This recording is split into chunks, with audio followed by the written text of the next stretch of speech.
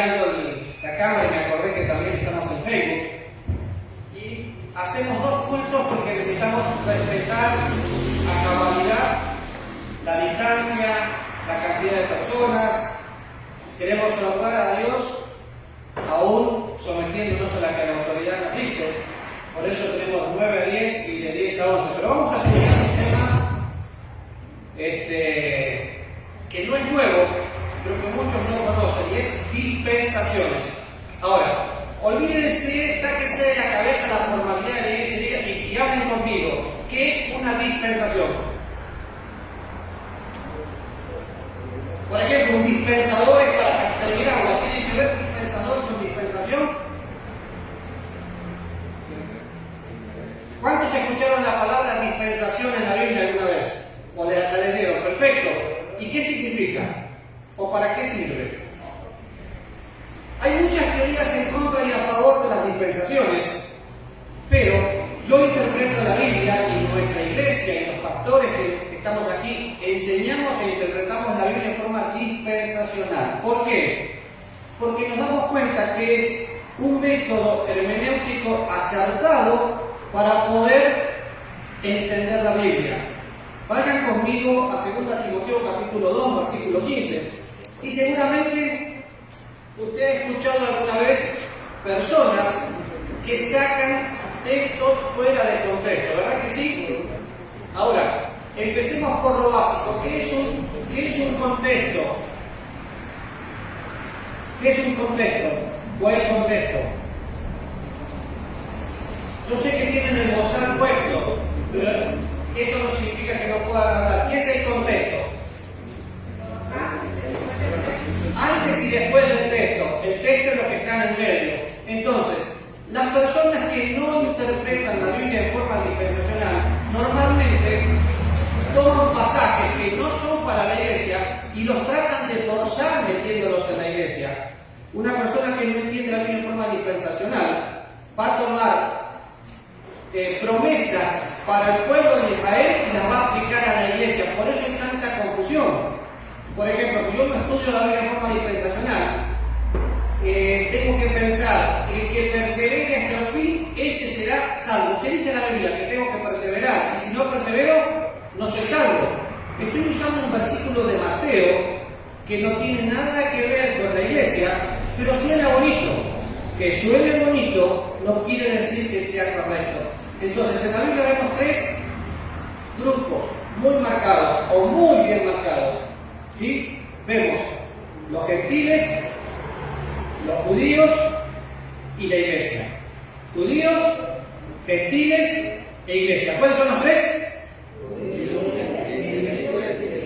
Bien, aparte de repetirlo como la monjita que reza el rosario, usted va a tener que grabarse eso. ¿Por qué? Cuando vaya a estudiar la Biblia, va a tener que pensar, ¿a quién le está escribiendo? ¿A un judío? ¿A un gentil o es para la iglesia de Dios? Si bien de tapa a tapa la Biblia es palabra de Dios, no podemos seguir cantando como ignorantes. Todas las promesas del Señor mías son, porque hay promesas que Dios le prometió a Abraham, pero no a mí. ¿Sí? Y por eso se cometen tantos errores. Por eso vemos personas de diferentes grupos denominacionales tratando de hacer cosas que fueron para el pueblo de Israel o que fueron para el comienzo de la iglesia. Definitivamente no. Cuando va a 2 Timoteo 2.15 dice, procura con diligencia presentarte a Dios aprobado como obrero que no tiene de qué avergonzarse, que usa bien la palabra de verdad. Procura presentarte. Ahora, cuando pienso en esto, es un consejo que Pablo le da a Timoteo. Y dice que Timoteo tenés que tener la disposición de utilizar bien. Cuando pensamos en un obrero aprobado que usa bien la palabra de verdad, ¿qué pasaría si un médico está operando y cuando hace la cirugía corta mal? Haría un desastre en la cirugía, ¿verdad? Un enseñador de la Biblia que toma texto fuera de contexto. Hay un principio hermenéutico muy viejo, dice, un texto fuera de contexto es un pretexto. Entonces, por eso hoy por hoy vemos sanadores, por eso hoy por hoy vemos gente que cree en la pérdida de salvación, por eso vemos gente que trata de tener dinero aquí porque cree en promesas terrenales. Para Israel hay promesas terrenales, para los cristianos hay promesas celestiales. ¿Sí? ¿Cómo sé eso? Judíos, gentiles, la iglesia de Dios. El hecho de presentarme aprobado como obrero que no tiene que avergonzarse, que usa bien la palabra de verdad, aprobado, adóptimo, es estar utilizando la Biblia como el médico usa el bisturí. Si yo me equivoco al predicar el Evangelio, voy a mandar a una persona al infierno. Y no tiene solución. Ahí suena chiste, pero es cierto, ¿no? Cuando un médico se equivoca, lo tapa por tierra y ya está, nadie se entera. Pero si te equivocas enseñando la Biblia, hay un destino eterno. Entonces, vamos a Efesios capítulo 1 y ver la palabra dispensación. No tenemos mucho tiempo hoy, vamos a tomar 20 minutos por cada vez que estemos juntos, pero vamos a entender eso. Cuando vamos al libro de Efesios, Pablo utiliza la palabra dispensación. Ahora, ¿quién era Pablo? Apóstol. ¿Apóstol a quién? Y es importante que me digan a quién. ¿Apóstol a quién? A los gentiles. ¿No era apóstol a los judíos? No. Pablo perseguía a la iglesia de Dios y ahora predicaba a la iglesia de Dios. ¿Y por qué hay que pensar bien esta diferencia? Porque los 12 apóstoles cumplen un principio fundamental o un programa fundamental dentro del plan de Dios para con Israel. Pablo para con la iglesia. ¿Cómo sé eso? Judíos, gentiles, la iglesia de Dios. Cuando entiendo dispensación, que lo vamos a estudiar muy bien, pero son periodos de tiempo o administración, capítulo 1, versículo 10 de Efesios dice: de reunir todas las cosas en Cristo, en la dispensación del cumplimiento de los tiempos, así las que están en los cielos como los que están en la tierra. Dispensación, márquenla ahí. Da vuelta a su página, se va al capítulo 3, versículo 10, y dice: para que la multiforme sabiduría de Dios sea ahora dada a conocer por medio ¿de quién? ¿De quién? Iglesia. Por medio de la iglesia, a los principados y potestades en lugares celestiales. No va a encontrar un solo versículo, ninguna mención de la iglesia en el Antiguo Testamento. ¿Está bien? La iglesia era un misterio que estaba escondido y que fue revelado por el apóstol Pablo, y fue el único porque es el enviado a los gentiles. Si yo voy a encontrar la palabra eclesia en el Antiguo Testamento, claro que sí, porque la transliteración lo permite para hablar de congregación, pero no está hablando de la iglesia de Cristo. Entonces, ¿qué pasa cuando estudio dispensaciones? ¿Qué pasa cuando enfoco a judíos, gentiles y la iglesia de Dios? Me doy cuenta que se están haciendo muchas cosas en la iglesia que no tienen nada que ver con la iglesia. Por eso hay tanta gente que tiene más práctica judía mezclado con cristianismo. ¿Y qué pasa cuando mezclo ley con gracia? Termino como la iglesia de los Gálatas, haciendo un desastre. Cuando pienso en la palabra dispensación, en griego es la palabra oikonomía, administración. Y le voy a dar los detalles. Oikos, casa. Nomos, ley. O sea, la ley de una casa. Oikonomía, administración. ¿Se utiliza diferentes formas en la Biblia? Sí. Inclusive se requiere que los administradores sean hallados fieles. Está hablando de administradores, es la misma palabra. ¿Se utiliza en el Evangelio? Sí, para el mayordomo. Ahora, principio económico por lo que se rige una casa, esa es la palabra oikonomía, ¿sí? Dispensación. Así que si solo supiéramos esto y tuviéramos que terminar acá, una dispensación es una administración de tiempo del trato que Dios tiene con el hombre. Ahora, ¿encontramos algún versículo en el Antiguo Testamento que me hable de la iglesia? ¿Sí o no? encontramos algún versículo en el Evangelio de Mateo, Marcos, Lucas, que me hable de la iglesia? Uno solo. Mateo capítulo 16, yo edificaré mi iglesia, y no entendieron lo que se le estaba diciendo. Porque el libro de Mateo fue escrito para la iglesia, no fue escrito para judíos.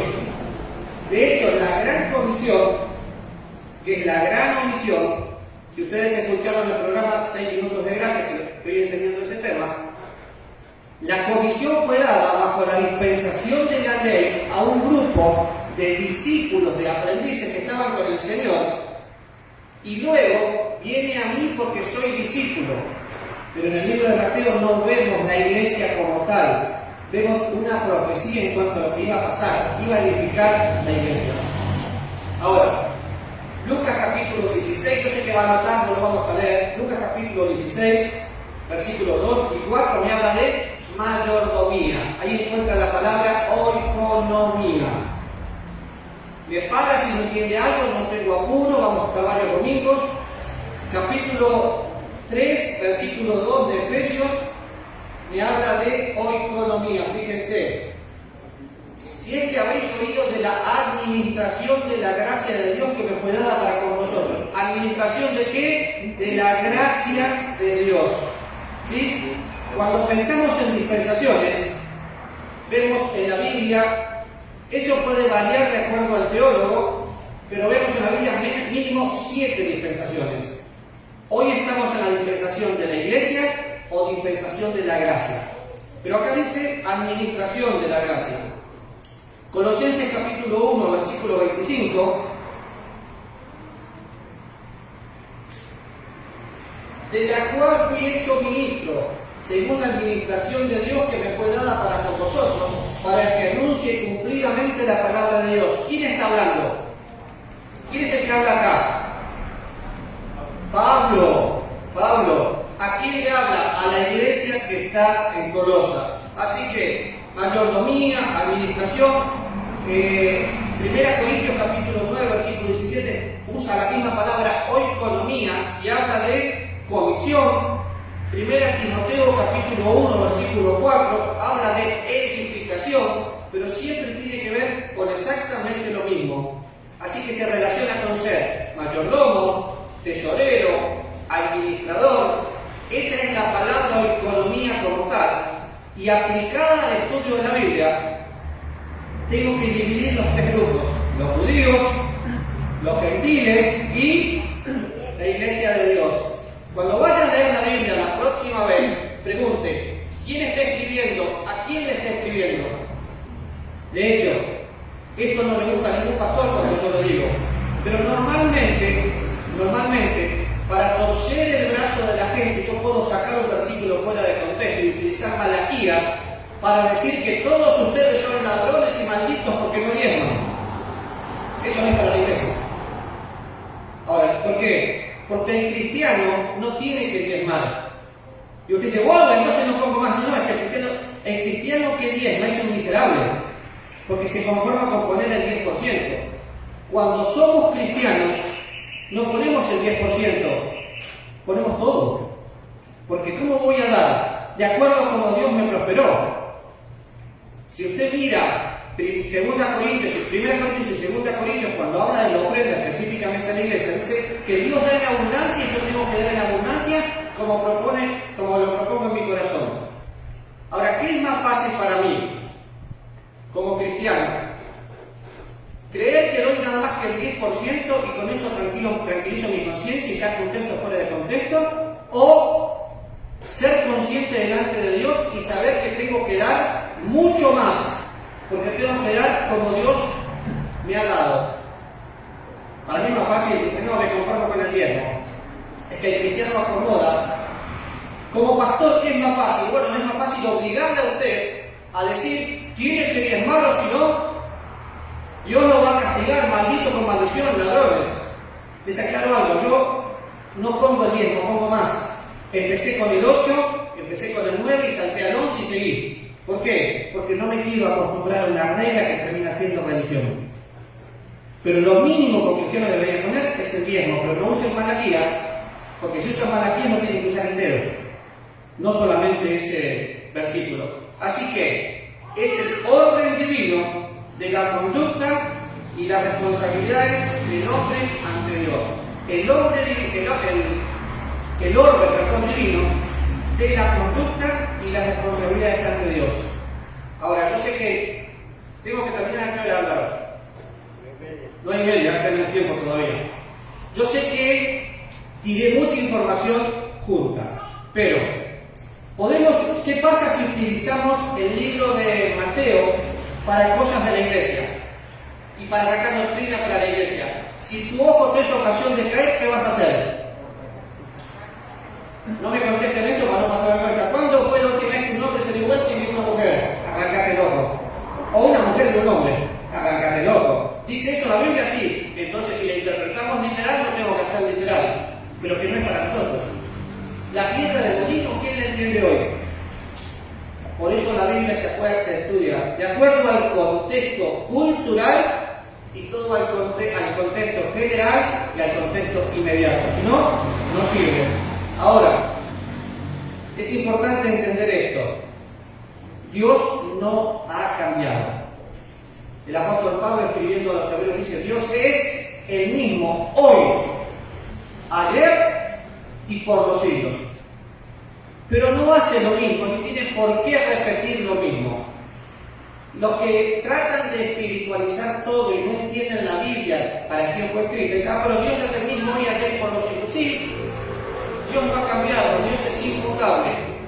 Pero el programa de Dios para el pueblo de Dios va evolucionando y nosotros creemos en una revelación progresiva. ¿Qué es la revelación progresiva? Dios no le mostró todo lo que iba a suceder, fue un paso a la vez. Y esto es fácil entenderlo. ¿Qué pasaría si en este momento sabrías todo lo que va a pasar de aquí hasta la fecha de tu muerte? ¿Cómo te sentirías? No estamos preparados para eso.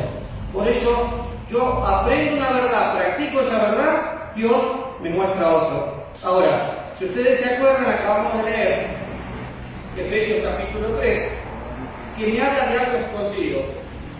Y que es el versículo 9, vaya conmigo otra vez.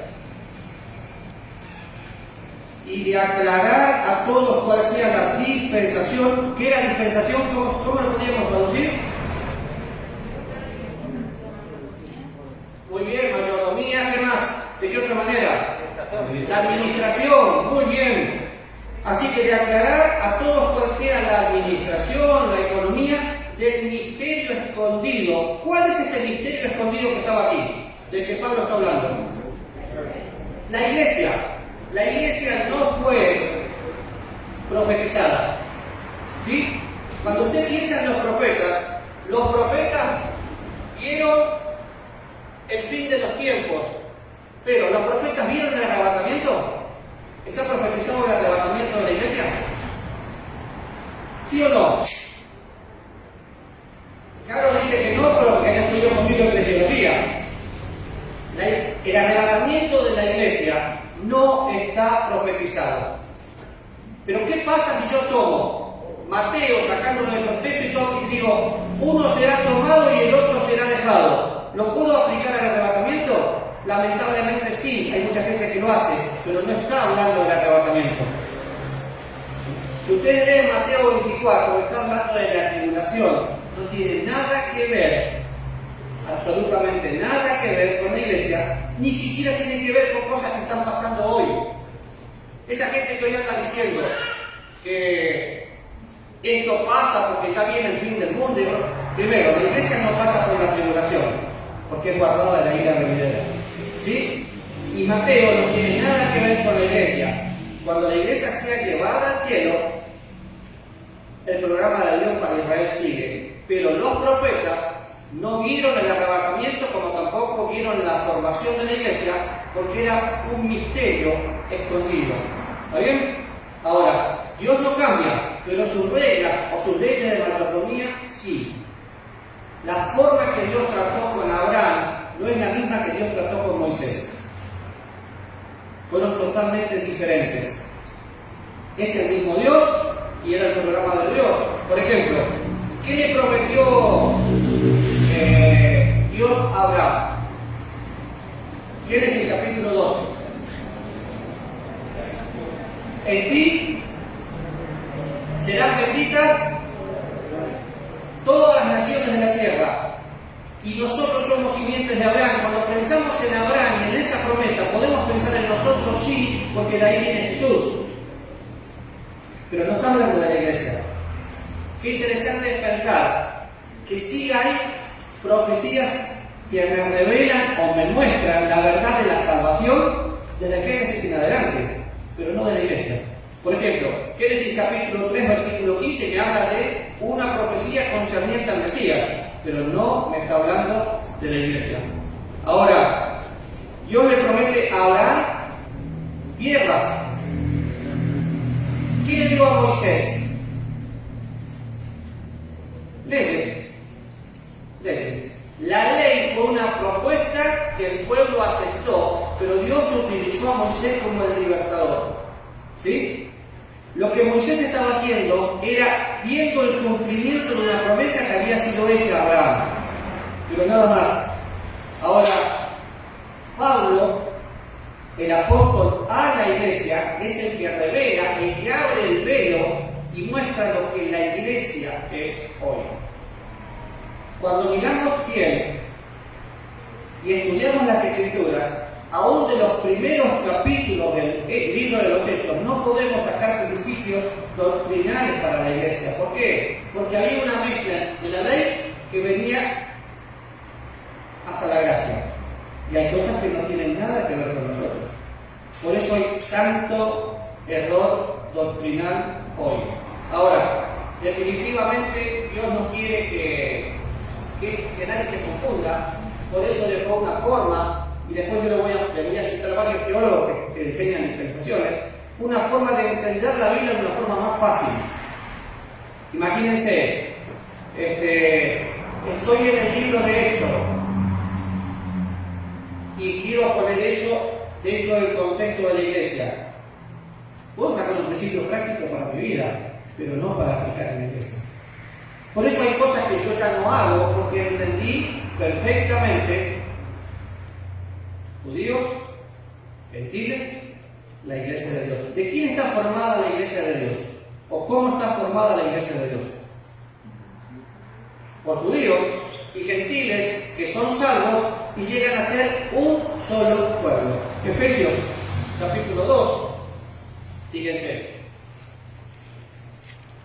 empieza en el versículo 12 diciendo: en aquel tiempo estaban sin Cristo, alejados de la ciudadanía de Israel, ajenos a los pactos y las promesas, sin esperanza y sin Dios en el mundo, pero ahora en Cristo, ¿sí? En Cristo Jesús, vosotros que en otro tiempo estabais lejos, habéis sido hechos cercanos con la sangre de Cristo, porque Él es nuestra paz, que de ambos pueblos hizo uno, derribando la pared intermedia de separación, aboliendo en su carne las enemistades, la ley de los mandamientos expresados en ordenanzas, para crear en sí mismos los dos un solo y nuevo hombre, haciendo la paz, y mediante la cruz reconciliar con Dios a ambos en un solo cuerpo, matando entre ellos las enemistades. ¿Quiénes son ambos?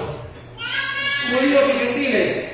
Pero ya no hay judíos y gentiles. Una vez que alguien conoce a Jesús como Salvador, es parte de la iglesia de Dios. ¿Sí? Parte de la iglesia de Dios. Ahora, terminamos como empezamos. Timoteo capítulo 2, versículo 15. Procura presentarte a Dios como obrero que no tiene de qué avergonzarse, que usa bien la palabra de Dios. Usar bien, usar sabiamente, entendiendo las diferencias en el plan de Dios, según el contexto y según el trato de Dios. Usar bien es usar la Biblia entendiendo las diferencias según el plan de Dios y según el contexto. Por eso es importante que entendamos esta parte y Dios quiere que seamos hábiles. Nos dejó la espada y tenemos que usarla bien. A veces abrimos la Biblia y ponemos el dedo y pensamos que ahí Dios me va a hablar. No tengo duda que Dios te va a hablar. Pero ojo, ¿saben cuánta gente frustrada hay? Porque piensa que todas las promesas del Señor, como dice el libro, son de Él y quieren que se cumplan. Dios es el mismo, pero el trato de Dios para con los hombres no es el mismo. Así que Dios quiere que seamos hábiles con su espada, que es la palabra de Dios, que sepamos entenderla e interpretarla. ¿Qué era el contexto? ¿Qué era el contexto? Antes y después del texto. El texto es lo que está en medio. Hay un contexto cultural que hay que entender y leer, y hay un contexto inmediato también. Sacar un texto fuera del contexto solo te lleva a errores doctrinales muy graves. Oramos.